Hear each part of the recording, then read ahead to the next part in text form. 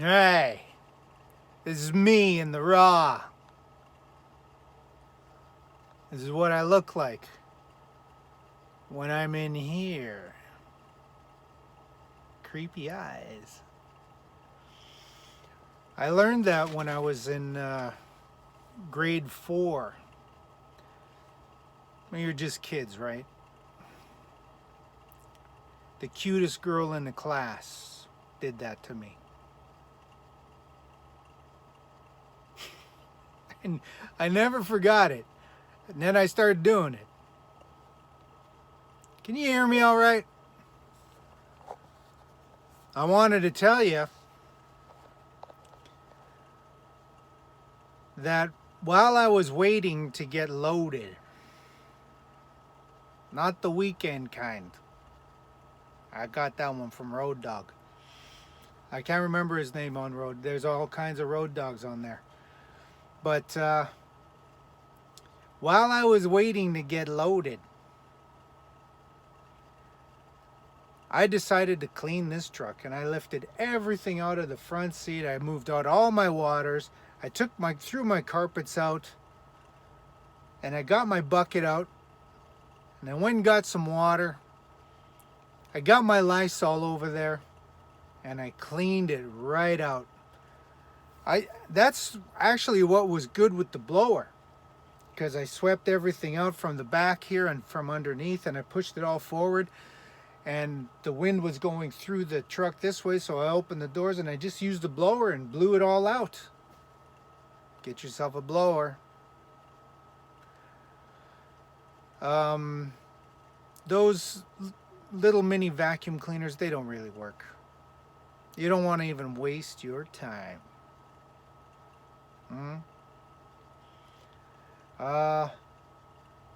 Don't waste your time with a broom and a dustpan, because the floor's never level anyways. That was the best. Using that blower and blowing that out, man, I'm telling you, would have taken me about 20 minutes to get all that done. It took me about 2 minutes to get that done. And now that the floor's swept right out, there's not even little wee tiny grains of dust. We got to sweep, or we got to mop the thing. I used my rag. Took me about 10 minutes. Carpets are all shaken out. We got a nice clean truck. You want to see it? Do you want to see it? Hang on. This is the piece you want to, something like that, right?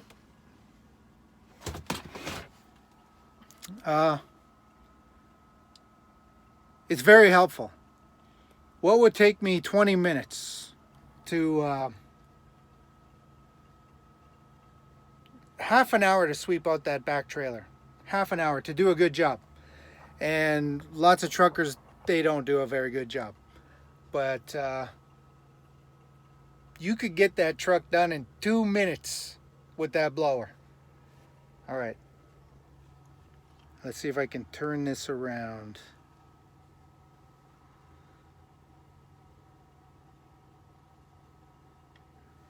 Hang on.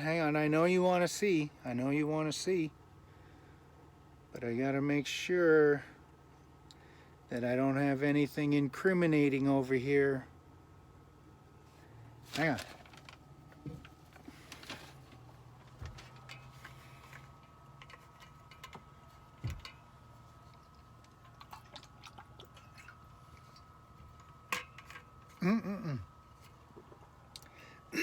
I told you I got the diabetes, right?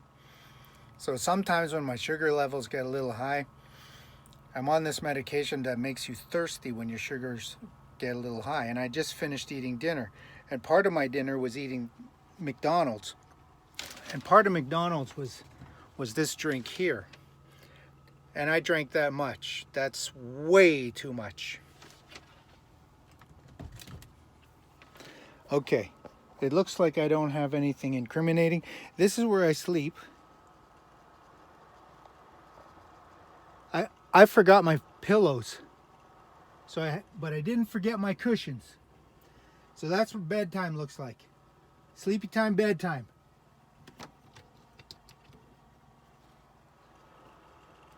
You like it? Now you've seen my cooler before. I just threw some stuff over there to insulate it all right.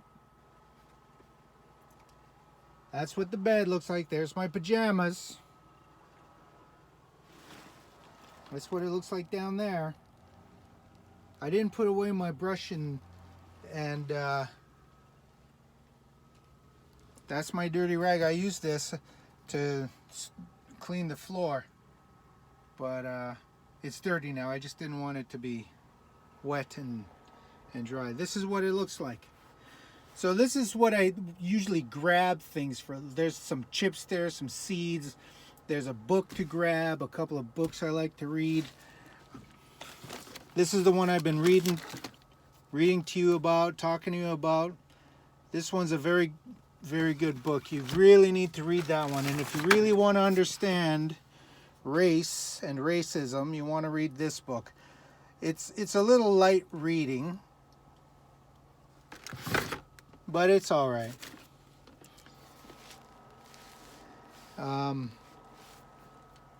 I was in Mississippi today, so I picked up some cotton off the side of the road. That there is real deal Mississippi cotton, okay? It's for real. There's my coffee press. There's my Lysol wipes. My Lysol wipe cap broke off, so I had to put my Lysol wipes in here. There's my work gloves. That's my medicine bag. You want to see something neat? I'll show you something. I'll show you something about me. Hang on. Hang on, just wait.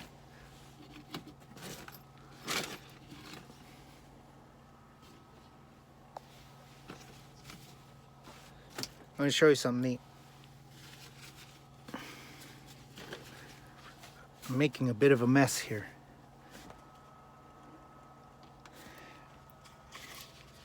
I would recommend this. This isn't what I was going to show you, but I would recommend this for you. If you're a trucker and you want some pickled eggs, you're not going to find these in the United States of America, but you will find them around. Okay, are you ready? I'll get them out here. 1, 2, 3. This is my electronics box. This isn't what I was really going to show you here, but okay, I'll show you this anyways. This is a duster. Okay, and you can wash it. You use it to dust things off, right? But one time there was this trucker who took this truck. I told you we slip seat the trucks here, and this guy smoked up like probably one right after the other. I used this thing to wash just like that. Everything, every square inch. I'm glad I had this. You're gonna want to get one. Okay. Hang on. Really?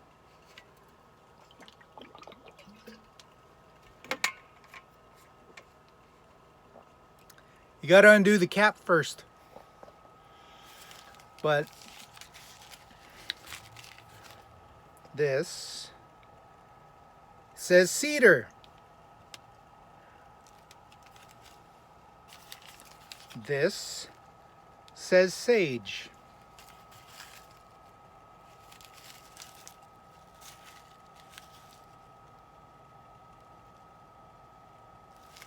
This says T and an O where the ink ran out is supposed to be tobacco.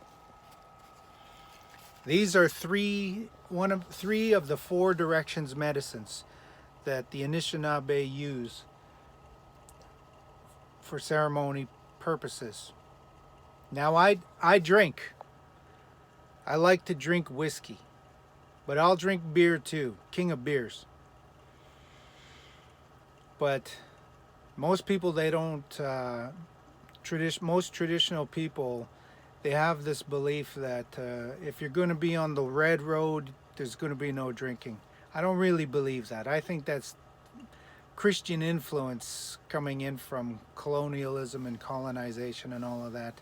When the Roman Catholic Church came to Christianize the North American indigenous people, they came with a Bible and a gun. But not only that, they had power. They had so much power, they had the power to take food away. If you didn't do what they said, they took the food away from you. They took your kids away. They murdered your kids. Okay? So, in an attempt to negotiate with an overseer, a master, which the Roman Catholic Church and Anglican churches were, you had to make compromises, and there's no doubt about it. First Nation people right across North America, they made some compromises. Part of those compromises that they made were to try and find a common ground between indigenous traditional practices and spiritual ways in comparison with Christianity. And so a lot of bullshit stories were made up. Stories like, well, we have a creator too. No, it's not true. There were the vast majority of the original traditional teachings don't talk about a great spirit, a God, a creator, or a great spirit that doesn't have gender or whatever. Whatever you want to. The word is Gitchimanitu, means great spirit.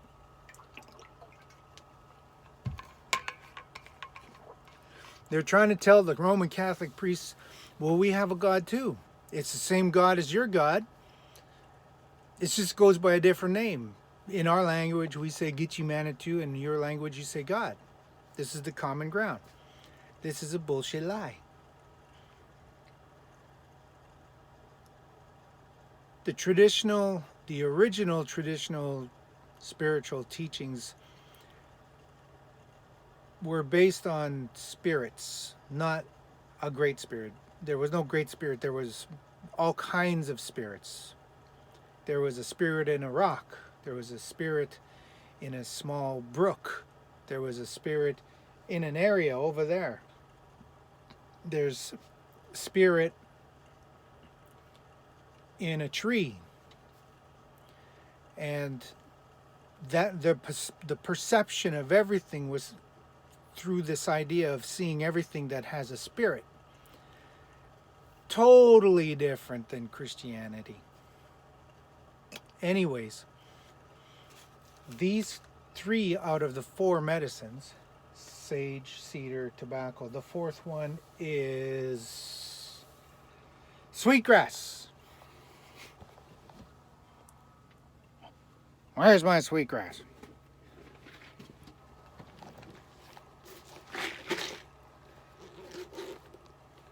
They say the men usually smudge with the sweetgrass.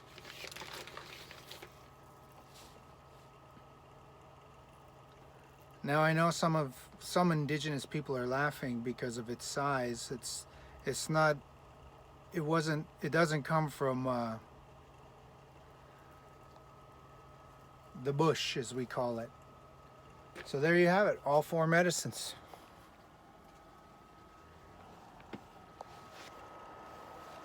All 4 medicines. So it's good to travel with that. Me as a Anishinaabe. Hey, I've been looking for this. So thank you. Lots of stories. We could sit here for weeks talking about each one of those medicines. Stories like you wouldn't believe. So the sweetgrass is the one that I normally use to smudge, not because it's something that the men use, because that's another thing. In the traditional teachings, there's no words for men and women. There's no gender roles. There's no gender at all. So everything is non-gender specific. Anyways, it's good to travel with the medicines, and it's good to have them. So I was driving down the highway and I saw that somebody had hit a bald eagle. This is a very sacred bird, and I had half a mind to pull over and offer tobacco. So now I have tobacco, but I didn't know, do I have tobacco? Because you can't take something without giving something. This is the traditional teaching. It's just not all about you. It's about you and yourself in the grand scheme of all things. Though that great animal is there deceased on the side of the road, the spirit of the animal is indestructible. And if you, and this is where the small spirits come in, not the great spirit God. If I pulled over, took out my knife and started cutting off a wing and some talons, and because those are sacred items, you give something for it, and what we give is tobacco. Tobacco is the most powerful of all medicines, of all the 4 directions medicines. So you give something, and that shows respect. It shows that you have respect for the spirit, and the spirit of everything that's all around you, and the spirit that's in you, and how you're interconnected with all of these other spirits. Not that there's no grand spirit. If you want to think of the grand spirit, then everything is spirit. And that would be God infinitum. But like I said, 2 totally different theocracies. In Aboriginal spiritual ways, is not even a theocracy.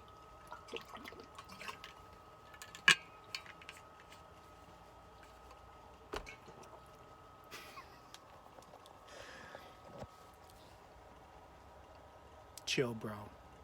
I'm messing with you. But I wanted to share that with you. I wanted to show you that. All right. It's War Chief. We're on the road. We're telling stories. Don't forget to like, share, and subscribe. It sounds like somebody just pulled up. I now have a new neighbor. Hopefully they don't have a reefer. And I'm going to go to sleep. You guys have a good night. Peaceful night.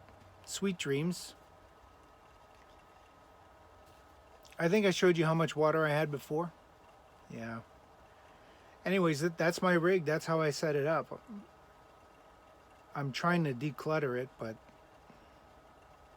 every time I take something out, I put something in. Okay. War Chief out. Like, share, and subscribe. Don't be an asshole.